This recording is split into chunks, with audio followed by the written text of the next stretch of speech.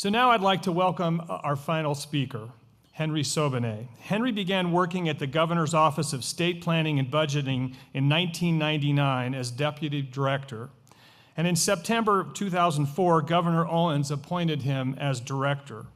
After leaving office to serve as President of Colorado Strategies, LLC for many years, Governor Hickenlooper selected Henry to return as Director of the Office of State Planning and Budgeting in 2011. Over the years, he's researched, developed, and negotiated several innovative plans to address state budget issues, some of which we'll hear about this morning. His information is really important to how all of us look at the future of our state. Please welcome Henry Sobanet.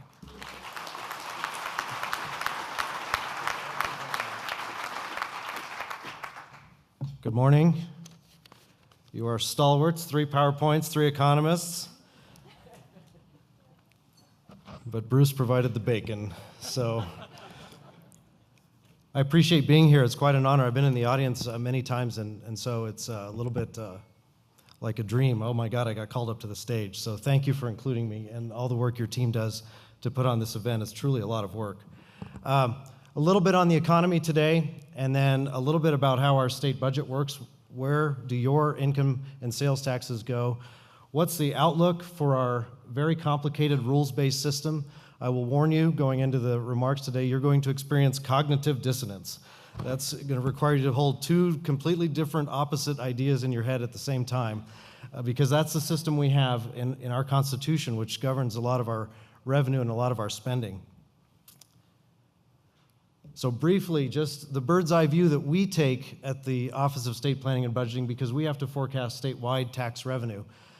This is jobs in Colorado versus the country, standardized to the same index so we can look at them at the same time. No surprise to anyone in this room, we have been outperforming the national economy for a long time, and even the slope of the line is even better than the national economy. We recovered the jobs that we lost quicker, and we're growing faster.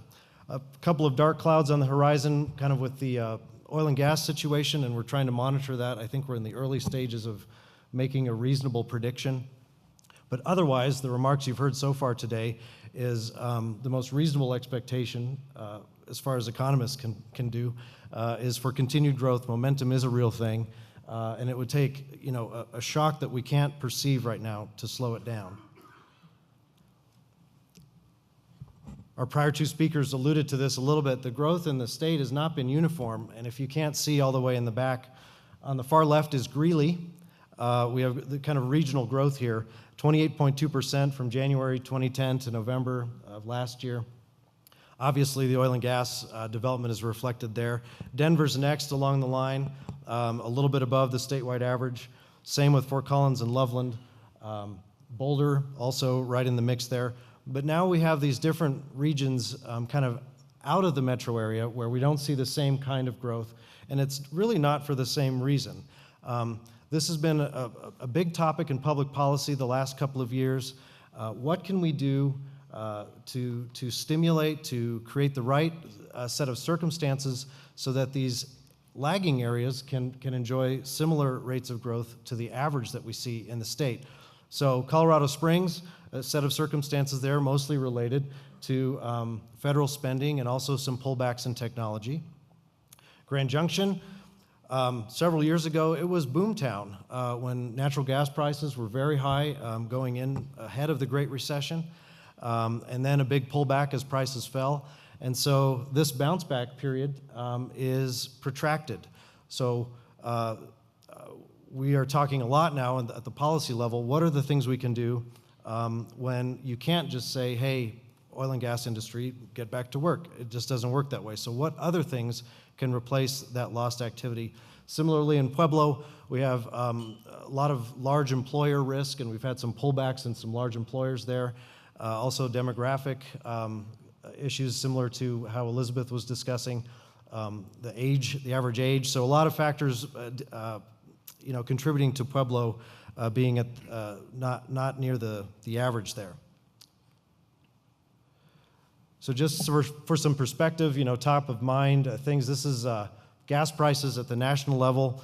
adjusted for inflation as well as our current price right now. And so, we have seen gas prices this low before, especially adjusted for inflation. But what we are now trying to gauge is, okay, we saw a lot of economic activity that was a result of higher oil prices, advances in technology. Now we have a disruption that's a little bit out of our control. Even are the Saudis trying to get back at Russia for helping the Syrians? And so, geopolitical issues that, are very hard to put into a statistical model. So what are the impacts of this drop? How long will the drop be? Again, though we've seen prices this low before and even lower, we don't know the impact yet in Colorado in full measure. We will see some drop off. Okay, so not only do we get to be wrong on our forecasts, we get to be wrong on forecasting state revenue. And so what we have here is going back the same period from the employment slide that you saw at the beginning. So the end of the dot-com, and then a deep recession. The middle part of the 2000s, we had a recovery. And then the Great Recession, another 2 down years in general fund revenue. Remember, general fund revenue, income and sales taxes. If I say general fund, it's the income and sales taxes that you pay to the state of Colorado. But now we're on the far right of this slide. Remarkable bounce back. As we know, we're outpacing the country, but the state has been growing. Demands on the state have been growing.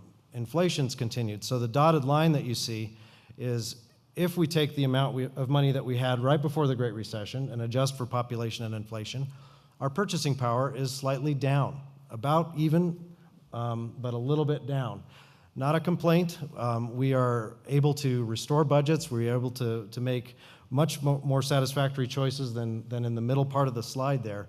But in terms of Colorado being a growing state and how deep the last 2 recessions were, the purchasing power is just not the same. So we collect money and we put it to use. So this is our pie chart of where we spend general fund. But let me turn this more into more everyday language. The big slice, K-12 education, this helps pay for about 850,000 kids to go to public school. We pay whatever the local share of property taxes don't pay. There's some complicated rules that go along with that. We'll get into that in just a second. In the higher education slice, there are about 150,000 resident full-time equivalent students in all the schools that are state schools and community colleges around the state. Corrections and public safety, we have a court system, judicial districts all over the state, and we have a correction system. Almost 21,000 inmates are under our supervision right now.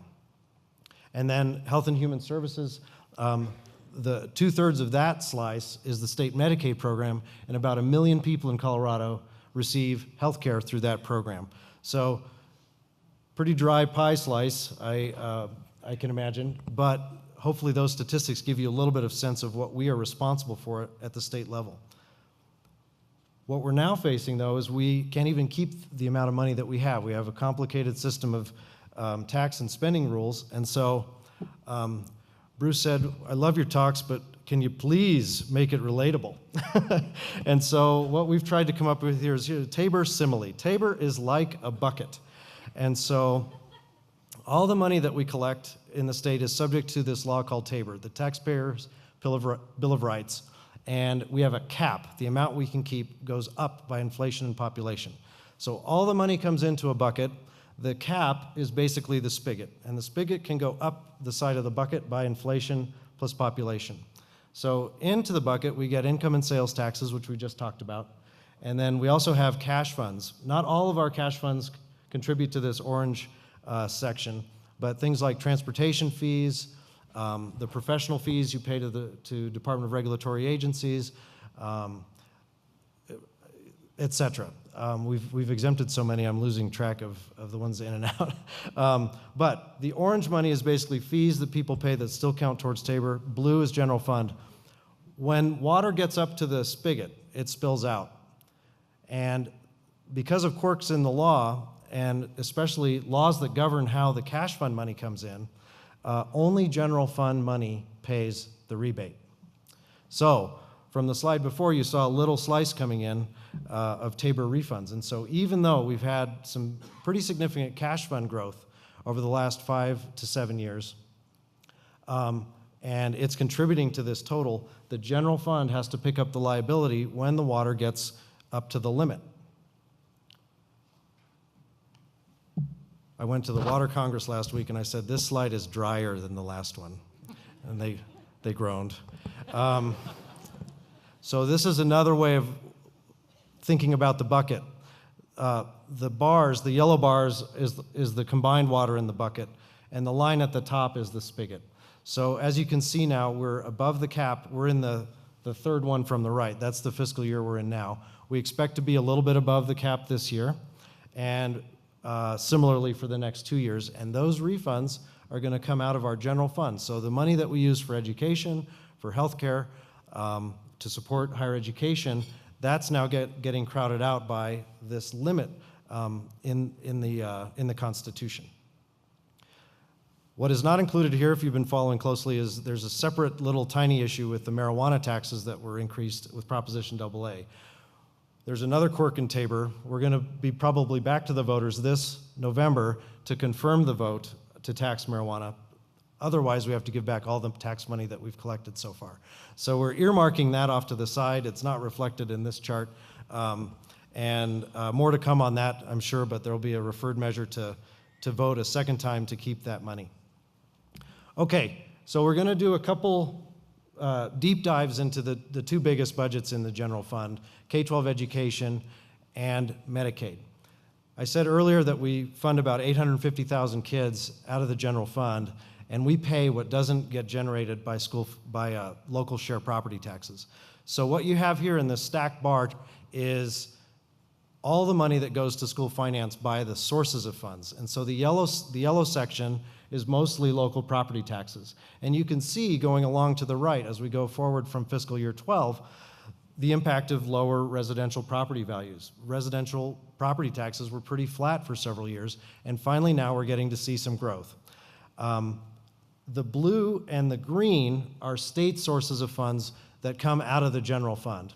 And so what we've actually budgeted and actually appropriated to K-12 education is in the stacked bar. There's a law in the Constitution called Amendment 23, adopted by the voters in year 2000. And what that said is we want spending from the state level on K-12 education to grow by a certain factor, even if you don't have sufficient revenue to meet the target. Yes, the voters said yes. And so the black line reflects that target. During the depth of the recession, the Great Recession, the state reanalyzed the language of the law and found that though there had been this target set, the actual law required only, basically said that there could be some relief for meeting that target.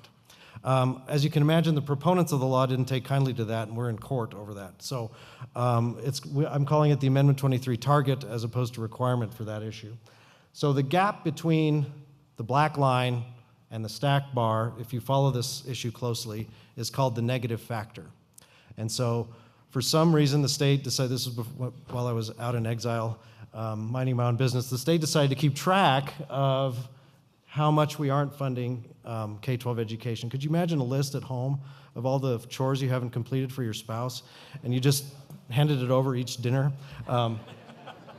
That's the negative factor in the state budget. Here's how we are hurting you on a yearly basis. So this negative factor is about $900 million. And it can max out at about $1.4 billion. And that's around 2 years of growth in that formula of inflation and enrollment growing every year. We've never really seen that combined index drop in the state. Now, what's important about this slide is the last two bars, and it's the change in the amount in green from one year to the next. The blue slice has been this one-time source of funds that we've been saving off to the side to help pay for this formula, at least to the extent we can. But it's one-time money. When we had surplus funds the last couple of years, we put that in there and we've been drawing it down. We have a proposal to even put some more one-time money into the K-12 system. And so the dynamic I'm explaining to you now is actually probably accelerated by 1 year. But it's really, this is going to happen. This is not forecast error. This is formulas playing out. The difference in the green from the budget year that we're proposing and the one right after it that will start to work next summer is $544 million of general fund money to keep this negative factor, this list of chores that we haven't completed, at the same level. No new chores added to the list. $544 million is more money than we will collect in the entire general fund for the entire pie slices.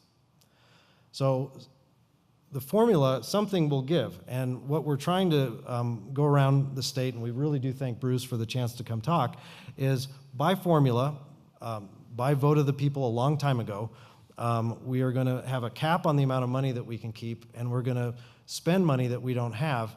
There will be absurd results. And before these absurd results occur, the lawyers in the room know what I'm talking about, we want to kind of run around and talk to people and say, are you sure? Is this the vision you had for the state? Now, Medicaid, big slice of the pie, about 25% of the general fund. If you qualify for the program, you are in the program. And if every dollar we spend in the program, in most cases, gets matched by another federal dollar. And so we pay for very interesting, discrete categories here. It's mostly poverty, but also age and disability. And so the thing to focus on is down at the bottom. We can see the proportion of caseload here, and the light blue is elderly and persons with disabilities. And then you go over and you can see what share of the total cost do they comprise. So 11% of our caseload is elderly and disabled, but that's 35% of our cost mix. Now, the reason Bruce wanted demographers here to talk about budgets is right now we're talking about all the people who are turning 65. And I hope one day to be 65, and it's not that old. You're even younger than the drummer for the Rolling Stones if you're 65 years old. The real problem is when the 65-year-olds turn 80. And this big acceleration where the share of the population is basically from 2010 to 25, that's 65 and over, is going to double. 15 years after that acceleration, we're at the mix right now where we're in the far yellow, if you remember the demographic slides. Not the hugest part of the population right now. This is going to accelerate. So as we look beyond the short-term travails that we have in the state budget, which is, again, a revenue cap preventing us from keeping the money that we have, and then formulas on the spending side asking us to spend money that we don't have, we have a demographic shift that this system was not designed to pay for. Now, the good news is that this is the same problem in every state in the country, and it's also the same problem facing the Medicare program and Social Security. So it's going to be our societal obligation to work on these issues. It's not just the state of Colorado. But with all these other rules and constraints, this is going to be an added challenge. So as we look ahead, I hope I've conveyed, the so what is that things that we take for granted, subsidy for college tuition, support for transportation from the general fund. Patty mentioned, what are we going to do about I-70? The part of I-70 that I am the most worried about is the viaduct. I was a transportation commissioner, and we leave that thing outside all day, and people drive on it. It needs to be fixed, and without some sort of additional resource to transportation, that's going to be a serious challenge for the rest of the state's transportation budget. Sober minds will prevail, and resources will need to go to that project. That's just one example of some of these challenges that we're going to face. The good news is we're ahead of them. These will play out. There's probably at least a year and a half or two before these start to really get noticed. And our task, we feel, is to go out and say, are these working for you? Is this what you want from state government? Are these choices and allocations what you envisioned, and do they support the business climate that you want for the state? So I'm grateful to be included in this panel. It's quite an honor. Thank you for your kind attention. I look forward to your questions.